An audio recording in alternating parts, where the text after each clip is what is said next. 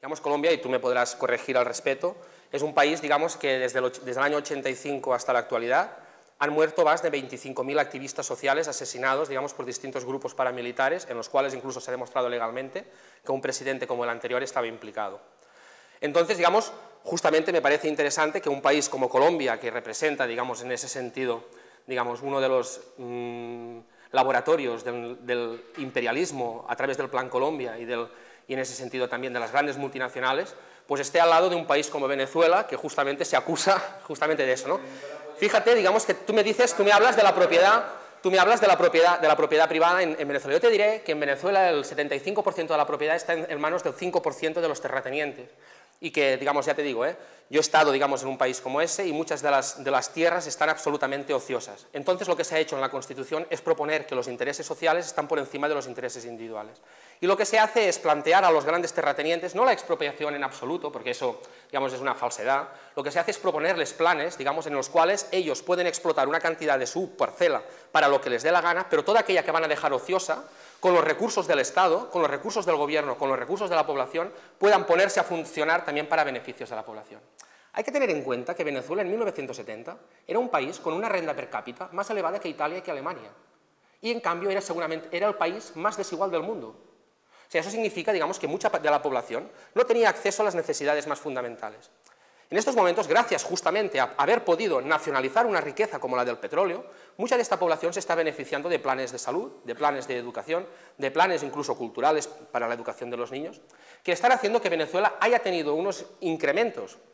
digamos, de sus condiciones de vida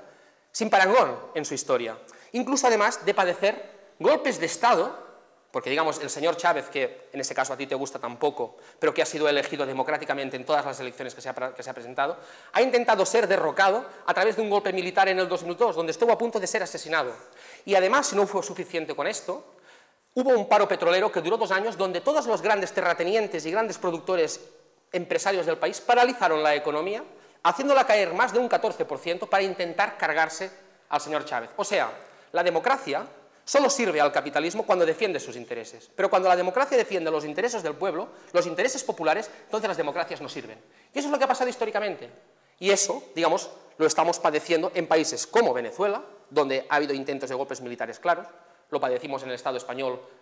en el año 36, cuando hubo, digamos, en ese sentido, la dictadura militar contra el Frente Popular. Lo han padecido países como Guatemala, lo ha padecido un país como Allende, un país como Chile, presidido por el presidente Allende. Entonces, mi conclusión es, ya te digo, me gusta que lo plantees desde Colombia, un país donde los activistas sociales han sido masacrados por los paramilitares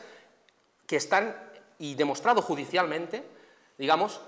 ligados, relacionados con un presidente como Álvaro Uribe y su familia. Me gusta que lo plantees desde un país como ese, donde no se han respetado ni se respetan actualmente los derechos humanos, donde existe una agresión tan brutal para las condiciones de vida de la población, y justamente es vecino de Venezuela, un país donde las clases populares han conseguido un modelo social, político y económico, donde en estos momentos es un país libre de analfabetismo, donde tienen acceso a la educación y a la sanidad públicas, y donde la riqueza del país es algo que por primera vez en la historia se redistribuye.